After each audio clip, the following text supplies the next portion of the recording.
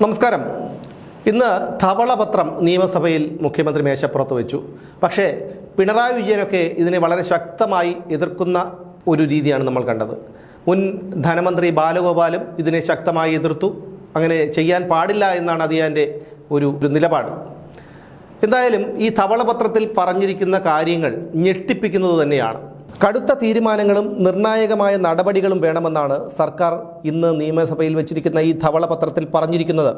അതായത് ഇത് ഇനിയുള്ള കാലം സാമ്പത്തിക പ്രതിസന്ധി തരണം ചെയ്യണമെങ്കിൽ വൻതോതിൽ സ്വകാര്യ നിക്ഷേപം കണ്ടെത്തണമെന്നും മുഖ്യമന്ത്രി പറയുന്നുണ്ട്. സഹകരണ മേഖലയുടെ പങ്കാളിത്തം കൂട്ടണം, ജീവനക്കാരുടെ വിരമിക്കൽ പ്രായം കൂട്ടണം, ഇങ്ങനെയുള്ള ചില നിർദ്ദേശങ്ങളൊക്കെ ആ ധവളപത്രത്തിൽ പറയുന്നുണ്ട്. ഇപ്പോൾ കേരളത്തിൻ്റെ കടം എത്രയാണെന്നറിയാമോ? 5.07 ലക്ഷം കോടി രൂപയാണ് കഴിഞ്ഞ 2016 മുതൽ 2026 വരെയുള്ള പിണറായി വിജയൻ്റെ ഭരണകാലയളവിൽ കേരളത്തിൽ ഉണ്ടാക്കിയിട്ടുള്ളത്.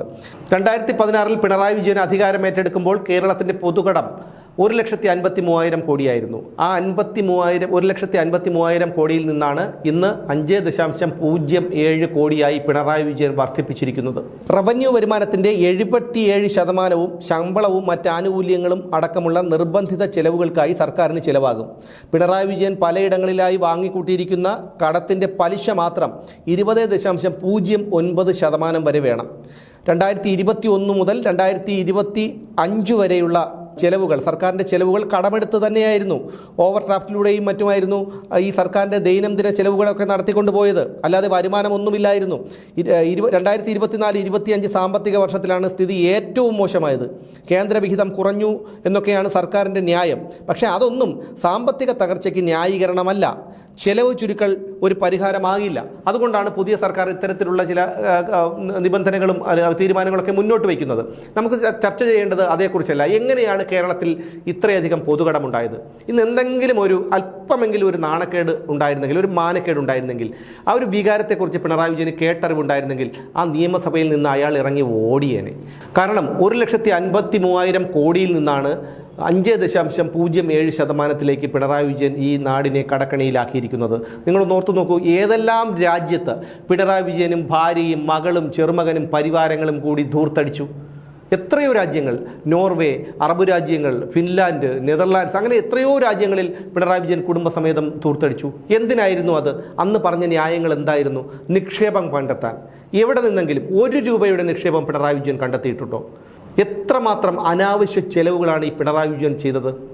25.5 ലക്ഷം രൂപ മുടക്കിയാണ് ലിഫ്റ്റ് സ്ഥാപിച്ചത് ക്ലിഫ് ഹൗസിൽ, 1ാം നിലയിൽ നിന്ന് 2ാം നിലയിലേക്ക് കയറാൻ. നവകേരള സർക്കിട്ടിന് മാത്രം പൊടിച്ചത് എത്ര കോടിയാണ്? 1,05,00,000 രൂപയാണ് ആ ബസ്സിന് മാത്രം ചിലവാക്കിയത്. 1ാം പിണറായി സർക്കാരിൻ്റെ കാലത്ത് ഒരു ഹെലികോപ്റ്റർ എടുത്ത് 1 വർഷം വാടകയ്ക്ക് ഇട്ടിരുന്നു. ആ 1 വർഷത്തിനിടയിൽ ആ ഹെലികോപ്റ്റർ പറന്നത് ആകെ 5 തവണയാണ്. അങ്ങനെ 5 തവണ പറന്ന ഹെലികോപ്റ്ററിന് 1 വർഷം കൊടുത്ത വാടക 22.5 കോടി രൂപയാണ്. 2ാം പിണറായി സർക്കാരിൻ്റെ കാലത്ത് 3 വർഷത്തെ കരാറിനാണ് ഒരു ഹെലികോപ്റ്റർ എടുത്ത് വാടകയ്ക്ക് ഇട്ടിരിക്കുന്നത്. അതിന് കൊടുക്കുന്നത് പ്രതിമാസം 85 ലക്ഷം രൂപയാണ്. AI ക്യാമറ സ്ഥാപിച്ചു. AI ക്യാമറ സ്ഥാപിച്ചതിന് 75 കോടി രൂപയ്ക്ക് കേരളത്തിൽ അങ്ങോളം ഇങ്ങോളം ഈ AI ക്യാമറ സ്ഥാപിച്ചു നൽകാമെന്ന് ഒരു കമ്പനി പറഞ്ഞിട്ട് പോലും അതൊന്നും കേൾക്കാതെയാണ് 250 കോടിയിലേറെ രൂപ കൊടുത്ത് പിണറായി വിജയൻ്റെ ഒരു ബന്ധു തന്നെ ഈ ഒരു AI ക്യാമറ പലതും പ്രവർത്തിക്കുന്നില്ല എന്നാണ് അറിയുന്നത്. AI ക്യാമറ സ്ഥാപിച്ചതെന്നാണ് ഉയർന്നു വരുന്ന ആരോപണം. എത്രയോ രാജ്യങ്ങളിൽ ഇയാൾ ധൂർത്തടിച്ചു. ഇയാളുടെ ചികിത്സയ്ക്ക് മാത്രം, ഇയാളുടെയും ഭാര്യയുടെയും ചികിത്സയ്ക്ക് വേണ്ടി മാത്രം ചിലവാക്കിയത്, 2 വർഷത്തേക്ക് ചിലവാക്കിയതിൻ്റെ കണക്ക് 86 ലക്ഷം രൂപയോ മറ്റോ ആണെന്നുള്ള കണക്കുകൾ പുറത്തു വന്നു. അതിനുശേഷമാണ് ഏകദേശം 2 ലക്ഷത്തോളം രൂപ കൊടുത്ത് ഇയാളുടെ ഭാര്യയ്ക്ക് തിരുവനന്തപുരത്തെ ഒരു സ്വകാര്യ ആയുർവേദ ആശുപത്രിയിൽ ചികിത്സയ്ക്കായി പോയതെന്നുള്ള കാര്യങ്ങളും പുറത്തു വന്നു. പെരിയ ഇരട്ടക്കൊലക്കേസും മട്ടന്നൂരിലെ ഷുഹൈബിൻ്റെ വധക്കേസും CBIക്ക് വിടാതിരിക്കാൻ വേണ്ടി സുപ്രീം കോടതിയിൽ നിന്ന് വിലപിടിപ്പുള്ള അഭിഭാഷകരെ കൊണ്ടുവന്ന് വാദിച്ചതിന് കോടികളാണ് കേരളത്തിൻ്റെ പൊതു ഖജനാവിൽ നിന്ന് ചിലവായത്. അങ്ങനെ എന്തെല്ലാം തരത്തിൽ കിട്ടാവുന്നിടത്തു നിന്നെല്ലാം പിണറായി വിജയൻ കടം വാങ്ങി. ഇന്ന് കേരളത്തെ ഈ സ്ഥിതിയിൽ എത്തിച്ചത് പിണറായി വിജയൻ എന്ന ഒരു കഴിവുമില്ലാത്ത, കേരളം വെറുക്കുന്ന ഈ മുൻ മുഖ്യമന്ത്രിയാണ്. ആ മനുഷ്യനാണ് ഇന്ന് വീണ്ടും കടിച്ചു തൂങ്ങി നിയമസഭയിൽ കിടക്കുന്നത്. ഇനി 2ാം പിണറായി സർക്കാർ അന്ത്യശ്വാസം വലിക്കുന്ന സമയത്ത് കേരളത്തിൽ അങ്ങോളം ഇങ്ങോളം പിണറായി വിജയൻ്റെ തിരുമോന്ത വെച്ചുകൊണ്ട് പച്ചക്കള്ളങ്ങൾ എഴുതി പിടിപ്പിച്ചുകൊണ്ട് വലിയ ഹോർഡിങ്ങുകൾ സ്ഥാപിച്ചിരുന്നു.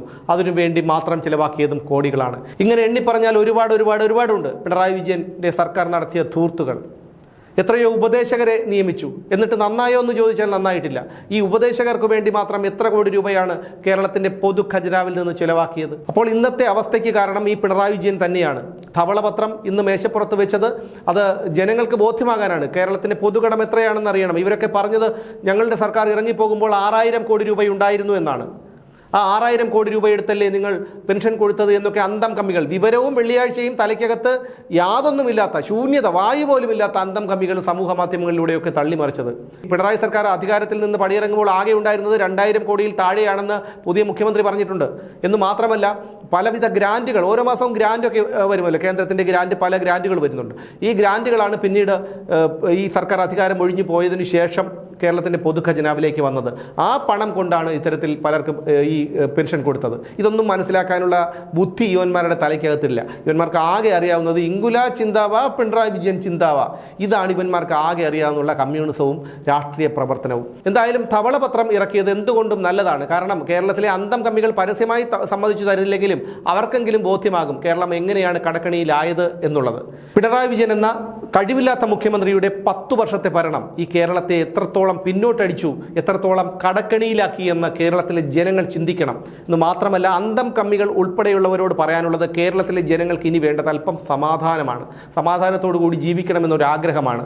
അതുകൊണ്ട് ഇനിയെങ്കിലും ഇത്തരത്തിലുള്ള സർക്കാരിനെതിരെ വ്യാജ പ്രചരണങ്ങളും കുപ്രചരണങ്ങളുമായി ഇറങ്ങരുത്. ഇറങ്ങിക്കഴിഞ്ഞാൽ ജനങ്ങൾ കുറ്റിച്ചൂലെടുക്കേണ്ട അവസ്ഥയുണ്ടാകും. സർക്കാരിൻ്റെ ഇതുവരെയുള്ള പ്രവർത്തനങ്ങൾ തീർത്തും തൃപ്തികരമാണ്. അവർ പ്രകടന പത്രികയിൽ പറഞ്ഞ പല കാര്യങ്ങളും അവർ സമയബന്ധിതമായി തന്നെ അത് പറഞ്ഞിട്ടുണ്ട്. എന്തായാലും ഇനിയുള്ള കാര്യം, സർക്കാർ ഇനി തെറ്റായ വഴിയിലേക്കാണ് പോകുന്നതെങ്കിൽ, അഴിമതിയുടെ വഴിയിലേക്കാണ് പോകുന്നതെങ്കിൽ തീർച്ചയായും വിമർശനം നേരിടേണ്ടി വരും. അത് പിണറായി വിജയനെ തരണം ചെയ്ത ഞങ്ങൾക്കൊക്കെ ഈ വി ഡി സതീശൻ സർക്കാർ വളരെ നിസ്സാരമാണ്. അതുകൊണ്ട് തന്നെ ഞങ്ങൾ അതൊക്കെ തുറന്നു പറയുകയും ചെയ്യും. അതുകൊണ്ട് സർക്കാരിന് പ്രവർത്തിക്കാനുള്ള ഒരു സമയം കൊടുക്കുക. സർക്കാരിൻ്റെ ഇതുവരെയുള്ള പ്രവർത്തനത്തിൽ കേരളത്തിലെ സാധാരണക്കാരായ ജനങ്ങളൊക്കെ തൃപ്തരാണ്. അതുകൊണ്ട് അന്തം കമ്മികൾ ഉൾപ്പെടെയുള്ളവർ ഒരു കാര്യം മനസ്സിലാക്കുക. ഈ കേരളത്തെ ഇത്രയധികം പിന്നോട്ടടിച്ചത്, ഈ കേരളത്തെ ഇത്രയധികം കടക്കണിയിലാക്കിയത് നിങ്ങൾ കോഹിനൂർ രത്നത്തെക്കാളും വിലമതിക്കുന്ന പിണറായി വിജയൻ എന്ന് പറയുന്ന പാണ്ഡ്യാല മുക്ക് സ്വദേശിയാണ് എന്നുള്ള കാര്യം മനസ്സിലാക്കണം.